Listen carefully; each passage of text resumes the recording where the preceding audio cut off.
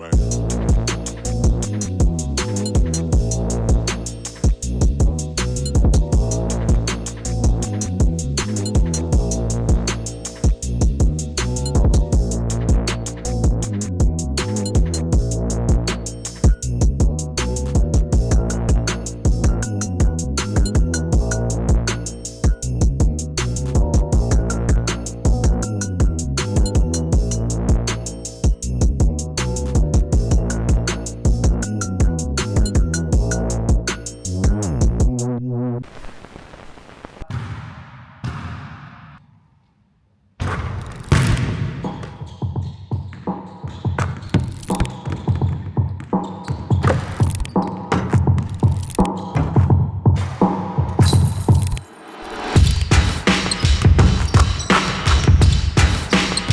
Сайн байцгаана, намайг Минди Эрдэнэжарал байдаг. Би Сэлэн Ботнос багийн туслах дасгалж жолооч, мөн Riders сагсан мөнгөн клубын үүсгэн байгуулагч байна. За би ерөнхийдөө 40 мянгатай анх төрж өссөн хүүхэд байгаа. Тухайд бол яг нэгдүгээр сургууль сурдаг байхдаа газрын теннис тоглодог байсан. Тэг манай аав цэргийн хүн байдаг учраас аа маань одоо томилолтоор намайг 4-р ангид байхад Сэлэнгийн хилийн зэргийн анги руу томилогдчихсан. Тэгээд би Сэлэнг анги руу шилжээд чод байх. Тэнд бол мэдээж хэрэг газрын теннис байхгүй учраас надад бол сонголт одоо заалан сагсан бөмбөг тоглох гэсэн сонголтууд гарч ирээ. Тэгээд би сагсан бөмбөгтөө илүү нөхөрлөжсэн. Бас их сонир тохиолдол. Одоо тэгээд би өөрөө Сэлэнгийн багтаа ингэ ажиллаж байгаадаа бол баяртай байдаг.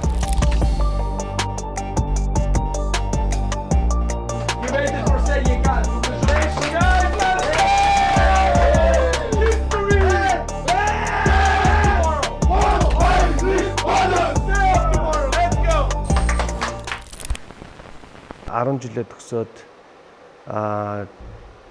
ШТС-ийн уул уурхай өрнөдлөгийн техник технологийн инженер гэдэг ангид би анх конкурс өгöd тэнцэжсэн. Тэгээд сургуульд ороод тэгээд яг хуу мэдээж хэрэг манай гэрийнхэн бас боловсрол өөх хэрэгтэй. Илүү одоо ингээ гадаад оронд очиод шин зүйлийг сураад тэгээд шин зүйлийг мэдэж авах хэрэгтэй гэдэг үднээс намайг Европын улс руу явуулахаар тэгээд Хорват улс руу явуулчихсан. Тэгээ Хорват улсад очиход яг сагсан бөмбөгийн оронд очиж ирсэн л да анх. Хорват улсад очиод тоглоход бол мэдээж хэрэг хамгаалж тоглож байгаа хүмүүсийн бие нь маш өндөр. Биеийн хүчний тоглолт өндөртэй. Тэгээд шидэлтийн техник маш сайтай. Ялангуяа Хорват улс серб улсын тоглогч нар та бүхэн сайн мэддэг. Ер нь маш сайн шидэгч нартай. Тэгээ маш олон заслан авдаг. Тэгээ биеийн хүчний тоглолт маш өндөртэй учраас нэгдүгээрт биеийн хувьд маш зөрүү өсөжсэн. Би тийш анх очихдоо 1.85 м жингийн хувьд ойролцоогоор 75 хэлтэй маш туранхай байсан. Хэлний бэлтгэлийгтээ 1 жил бэлтгэлийгээ дараа жилдээ коллеж руугаа орохдоо коллежийнхаа баг руу орж тоглож байсан. Тэгээ Хорватын Загреб Ботын философи факультет гэж сургуулийн яг багт шигшээгээс нь ер нь оюутны Хорват улсын оюутны лигт бол тоглож байсан. Жил гаруй. Хамгийн чухал зүйл нь бол хамгаалж тоглох нь бол чухал юм байна. Хамгаалтан дээр яаж ажиллах вэ гэдэг нь чухал юм байна. Тэгээд бие биентэйгээ ойлголцож тоглох, багаараа тоглох гэдэг бол маш чухал. Ер нь бол илүү Монголд одоо 10 жилдээ ч юм уу тоглохдоо ерөнхийдөө зарим үед бол ингээд хүүхдүүд бол давамгаалч нэг хүүхд илүү тоглодог бол тэнд бол хэрвээ багаараа тоглохгүй ч юм уу эсвэл жоохон одоо бидний хэллэгээр амиатч тоглох юм бол ер нь бол бус хүмүүс маш дургуутж хүлээж авдаг. Тэгэхээр тоглолтын хувьд Европ сагсан бөмбөг гэдгийг анх тэгж харж байхад бол маш том өөрчлөлтүүд орж иж байна. Одоо тэр өөрчлөлтүүд нь манай Монголд ингээд суугаад өөр системээр ингээд тоглоод эхэлж байгаа нь бол би бол маш баяртай байна. Залуу нас гэж байгаа. Тэгээ спорт ч угаасаа ялангуяа сагсан бөмбөгийн спорт бол одоо прайм үе бол ер нь 20-30 насны хооронд ер нь хил бэлтсэж байгаа бах. Энэ хугацаа өнгөрөөд ирэхээр хүн бодогдсон билээ. Өөрөө бас нөгөө насан туршдаа хийцэн өдөр шөнөгөө зурлажсэн спортоосоо сална гэхээр салж чадахгүй бас. Тэгээд за ер нь би мэргэжлийн дагуу олон улсын харилцааны дагуу тэгээд гадаад компанид тухайд ажилладаг байсан. Уул уурхай салбарт. Тэгээд энэ 3 жил ажиллаад ингээд яг өөрийгөө сонсоод тахаар ерөөсөө болдгоо. Тэгээд нэг дутуу өргөцсөн ажил байгаа ч юм шиг. Эсвэл нэг яг тэр байгаа хийж байгаа ажилдаа 100% сэтгэл хангамж авахгүй ч юм уу. Яг хуу тухайд бол ажил төрөл болоод карьерийн хувьд ч гэсэн айтайхан болж исэн ч гэсэн ингээд сэтгэлд нэг л юм дутуу байгаа гэсэн л да. Насаараа хийсэн юмнаас хүн чинь өөрөө нөгөө салж чадахгүй учраас би бол сүүл тасалжуулагч болно гэдэг шийдвэрээ гаргаад дуртай ер нь өөрөө хүсэж исэн болов уу гэж боддیں۔ Тэгээд ер нь бол маш их бахархдаг. Одоо энэ мэрэгжлийг эзэмшээд явж байгаа да. Өдөр болгон суралцж байгаа да. Тэгээд маш их зүйл суралцж байна. Маш их зүйлийг мэдэж авч байна. Туршлага олж байна те. We need to be ready on that things that they're gonna be loud. Maybe you cannot hear me. Maybe you cannot like hear your thoughts, guys. You know?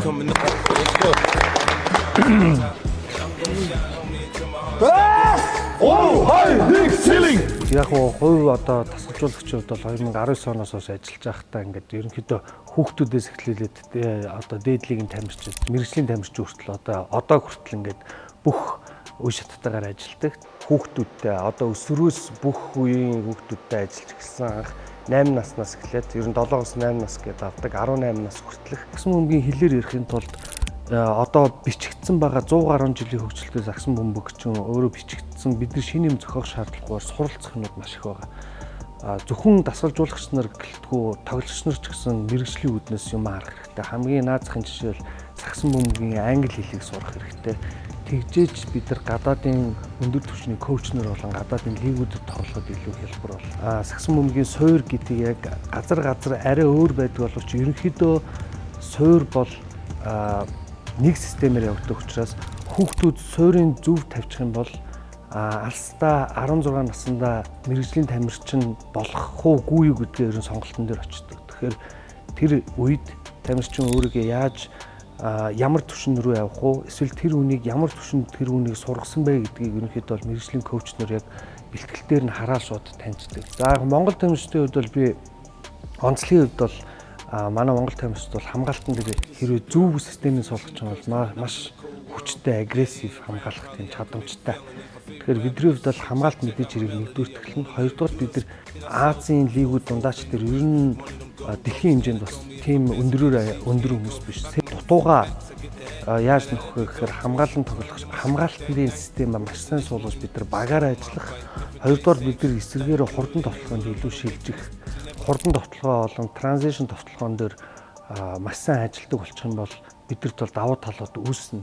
Хүүхдүүдийг 8 юм уу 6 наснаас нь эхэлж суралцж байгаа хүүхдүүдийг яг номын дагуу зөв суурийг тавьчих юм бол алстаа тэр хүүхдүүд нь мэрэгжлийн тамирчин болох уугүй юу гэдэг зааган дээр ирэхээс өмнө бүх зүйлээ өөрөө мэддэг болчихно л гэсэн үг.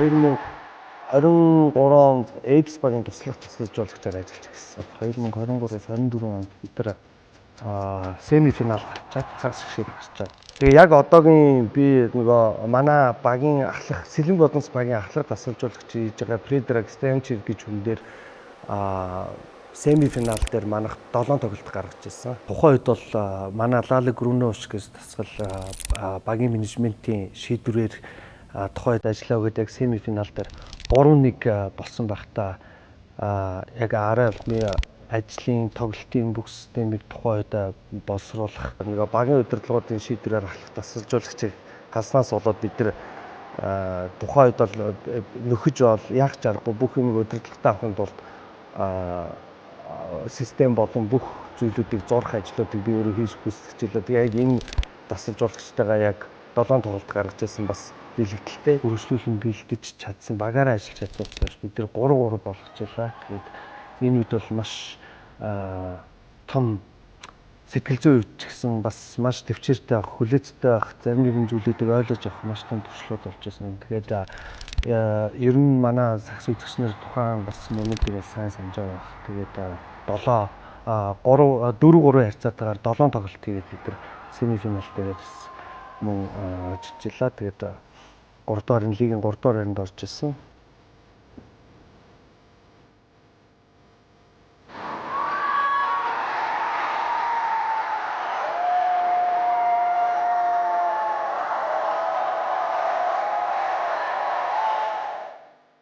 За импорт тоглогчийн хувьд бол 2024-с 25 оны улирал буюу Сэлэнг Одон Спагийн одоо лигийн анхны хүрэл авдаг улирал бол бид нар анх дасгалжуулагч Бошнак гэж хүн байсан. Одоо Предрик Станчев гэж хүний өмнө ирчихсэн. Даанч хурж ирээд энд байхдаа эрүүл мэндийн асуудалд ороод буцаад одоо ингээд эмчилгээ хийгдээд байж байгаа. Маш олон жилийн туршлагатай тийм коуч байсан. Тэгээд анх Бошнак дасгалжуулагч бол Ахмад Жуниор гэж тоглогч одоо манай солгоо одоо гитарчин гэж яриад байгаа тоглогч байгаа.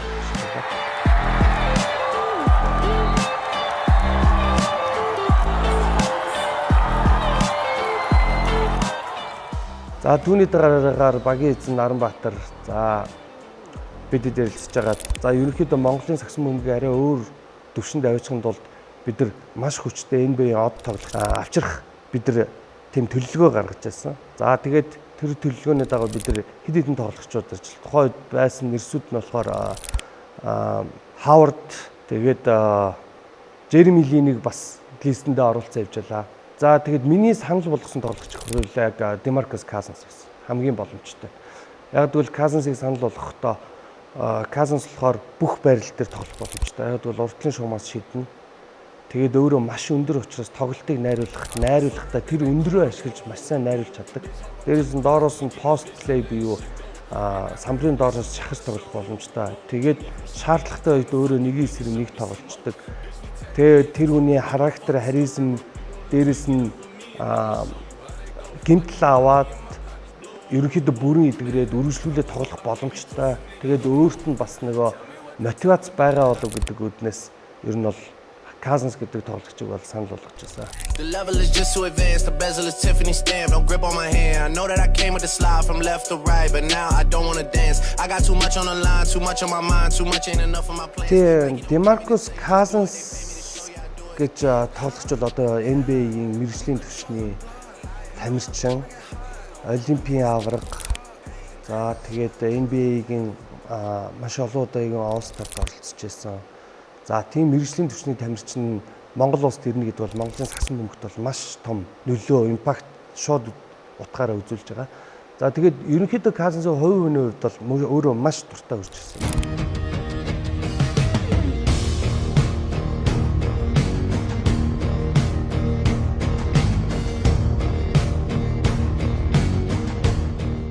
Демаркус Казансыг ирж ийн гэдгээр бид UG Arena-д нэг том хүлээн авалт ивент зохион байгуулсан та бүхэн санаж байгаа бол тэгээд тухайн дээр өөрөө ингээд Монгол дээл хувцас өмссөн бид нар өөрөө бас ерөнхийдөө хүмүүстэй маш сайн харилцаатай тэгээд хандлага маш сайтай тийм тамирчин тэгээд маш хошин ер нь энгийн үедээ бол ер нь баг зүгээр байхгүй те баянгын хүн инээлгэн янз бүрийн зүйлээр тоглоом хийн те тэгээд тийм багийг маш гоё сэргээдэг өдөрддөг тийм тамирчин. Тэгээд Монгол улсад ирэхээс өмнө хүртэл одоо би ингээд Монгол улсад очих гэж байна. Фэнүүдтэйгээ ингээд холбогдоод очиод бууз идмээр байна. Тэгээ айраг уумаар байна гэл. Ерөнхийдөө цаанаасаа ингээд нэг тийм төрцөн харилцааны тийм зүйлтэй. Тэгэхээр ямар нэгэн байдлаар бол юм тийм харилцаан дээр ерөөсөө төв бол үүсэж байгаагүй. Мэргэжлийн тамирчин хүн гэдгийг хүний хандлага ямар байдаг вэ гэдгийг бид нар очсон. Одоо бэлтгэл эхлэх цагт бол аль хэдийн ирээд бэлтгэлээ харцсан бүх талаас нь өөрөө юмаа судалсан маш соёлтойгоор буюу цөөн үгээр имийг тодорхой хэлж чаддаг. Тэгээд бүтэн талбайг айгүй сайн уншиж чаддаг тийм тамирчин болоод байна. Crazy, scary, spooky, hilarious. Crazy, scary, spooky, hilarious. Crazy, scary, spooky, hilarious. Crazy, scary, spooky, hilarious. Crazy, scary, spooky, hilarious. Тэ багийн системийн тал дээр бол бид нар бол анханасаа удирдлагын өмнө ер нь бол бүтэн удирдал бол 10 сарын 1-нд хэрвээ лиг эхэллээ гэж бодох юм бол бид нар 8 сарын 1-нд аль хэдийн бэлтгэлтэй гарсан байдаг.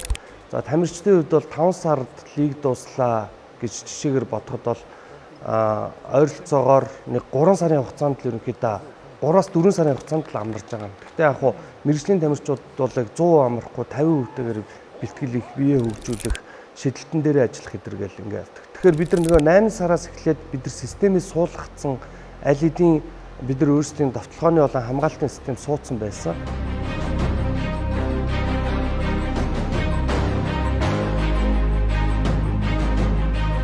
Demarcus Cousins гэж тамирчин орж ирснээр бол бид нар ялангуяа товтлогооны систем дээр бол бүх зүйлүүд бараг өөрчлөгдсөн. Семифинал дээр хийсэн, хагас гишээ дээр хийсэн, хүлгүүд багтаа хийсэн тоглолт, 7 тоглолт гарсан. Тэр тоглолтын уур амьсгал маш олон үзэгчид, маш олон хүний анхааралд байгаа. Багийн уур амьсгалыг хэрхэн байлгах вэ? Сэтгэл зүгөө хэрхэн бэлдэх вэ? Манай Фредерик Стенчев ахлах тасалжуулагч бас мэдрэмж бас сайтай, туршлага сайтай учраас яг өөрийнх нь арга барил нь яаж тоглодог вэ гэдгийг хараад тэгээ бид нар яг тэр өмнөд бас яг нэг талтаа бас тохируулах нөгөө талтаа биднээс өөрсдийнхөө багийн тоглолтыг авч үлдэх маркаар бид нар тэгээд шинэ системийг ерөнхийдөө плей дээр илүү нэвтрүүлсэн. Тэр тоглож байгаа онцлогийг бид нар маш сайн гаргах хэрэгтэй. Тэгээ бүр 100% бол шинэ юм биш. Бид нар хамгаалтан дээр яаж явдаг вэ гэдэг бол хамгаалтууд бол яг үргэлжлүүлээд өөрсдөө хамгаалтуудаа хийгээд явсан. Товтлогоон дээр бол бид нар маш их ассисттай бинийгээ сулсан, Cousins дээр тулгуурлаж ингэж бөмбөг маш их шилжсэн тийм тоглолт руу шилжсэн. Тодорхой хэмжээнд бас өөрийн одоо өмнө болж исэн туршлагуудаас хоримтлуулаад шийдвэр гаргалтууд дээр бас яаж нөлөөлөх үү, ямар зүйл бид нар дутуу байгаа гэдгийг харах уу гэдэг бас бидэрт аюул чухал байд. Тэгээд хүлгүүдэд тоглох. Хүлгүүдэд тоглолтоо одоо жишээ нь Толберт яаж тоглох юм байна гэдэг зүйлүүдийг хараад бид нар энэ хүн дээр ингэж хамгаалах юм байна гэдэг бас хамгаалтын хувилбаруудаа бас дэвшүүлж явдаг. Тэгэхээр одоо тоглогчдын болон багийн онцлогуудыг гаргана, хувилбаруудыг судлана. Үүний цаана бид нар чинь зөвхөн багийн бүрэлдэхүүнэд 16 тамирчин байхад цаана дасгалжуулагчдын 4, за арын албаны 5 ингээл бүтэн багаараа ажилладаг учраас бид нар бол бүгд өөрсдийгөө дэмжих, харсан зүйлээ биендээ хэлэх, ярилцах, нээлттэйгээр хүлээж авах тийм зүйлүүд бас байдаг. Яг ийм зурцсан зургаар нэг юм системээр бүх юмыг гаргаад юм автоматар гаргадаг гэж юм бол байхгүй. Мэдээж хэрэг бид нар шийдэгч нар сайтай бол шийдэгч нартээрээ суйрлана, төв сайтай бол төв дээрээ суйрлана. Хэрвээ энэ хоёр нь байх юм бол энэ хоёрын хооронд нь хослуулж бид нар ямар товтлогооны хөлбөр хаанаас яаж хэрэгжүүлэх үү гэдэг дээр бас ажиллана.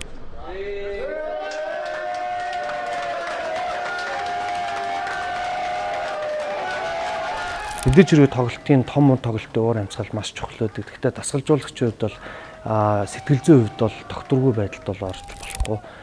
Бүх зүйлийг бол барина. Гэхдээ мэдээж хэрэг фэнүүд байгаа, хүмүүстэй хүндэтгэлээ үзүүлнэ. Эхнээс нь дуустал нь бүтэн төлөвлөлтөй байх шаардлагатай байдаг учраас ер нь тоглолт руугаа илүү төлөвлөнө.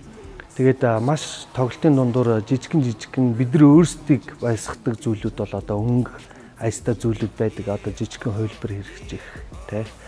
Зарим нэгэн тохиолдолд бид нар ингээд магадгүй бид нар нэг жижигхэн бэртлэгийн тал авах гэж байгаа тохиолдол дээрээс манай тоглогч иргэн ярих гэж юм уу. Бүтэн тоглолтыг ингээд систем нь хардсан байсан бидний агуулгыг манай тоглогчдод ойлгож авах. Тэгээд өөрсдөө тоглогчдын тэр ингээд аз жаргалтай байгаа байдлаас л ер нь дасгалжуулагч хүн гэдэг бол яг тэндээсээ өөрийнхөө одоо кайфыг авч явд юм лөө. Серб коуч нартай анханасаа ерөнхийдөө илүү ажилласан учраас хамгаалтан дээр илүү суйрлана. Скил болон шидэлтэн дээр илүү анханасаа би анхаардаг байсан. Тэгээд тэрэн дээр үл илүү ажиллана. Аль тал дээр нь ерөнхийдөө илүү жоохон фокуслж яадаг. Зүгээр зарим үед бид нар хамгаалтыг арай өөрчлөх, тухайн үед онцлог тааруулаад бид нар хамгаалтын шахсан хамгаалт хийх үү, бүсийн хамгаалт хийх үү, хувийн хамгаалт хийхдээ бид нар скрин буюу заслан хийхэд бид нар одоо тухайн үед ямар шилжилтүүдийг хийх үү, тоглогч болгоны онцлог дээр бид нар ингэж болох юм байна гэд. Ерөнхийдөө мэргэжлийн сагсан бөмбөгт одоо бол манай Монголын сагсан бөмбөг бол маш гоё хөгжиж байна. Гэхдээ мэргэжлийн сагсан бөмбөг дотроо маш олон нарийн мэргэжлийн хүмүүс байгаа. Арын баг. За энэ багт бол дотор нь мэдээж хэрэг ахлах дасгалжуулагч байгаа.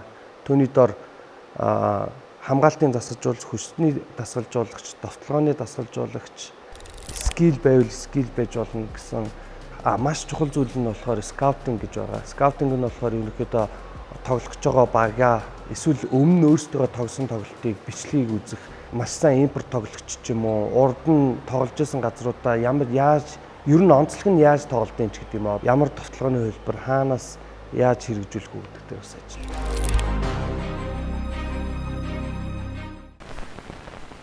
Бид нар энэ жилийн хувьд бол амбиц маш өндөртэй байгаа. За ерөнхийдөө бол яг тодорхой хэлбэл маш богино хугацаанд бид нар хүчтэй орж ирж байгаа.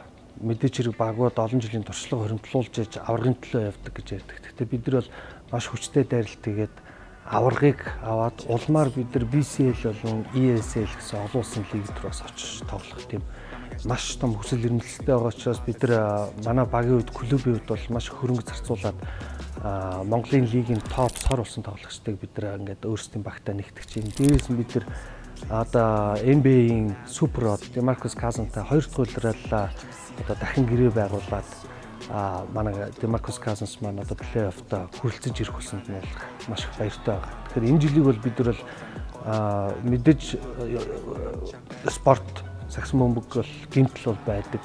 Ямар нэгэн байдлаар эсвэл ямар нэгэн мэтлэр эрүүл мэндэлтэй гардаг. Гэхдээ бидний энэ үйлрэлийг бол маш гэгээлгээр харж өөрсдийнхөө ерөнхийдөө тавьсан зорилго өнгөрсөн жилийн гаргасан алдаануудаа тасаад аваргын төлөө бол зүтгэж чаднаа л гэж бодож байна.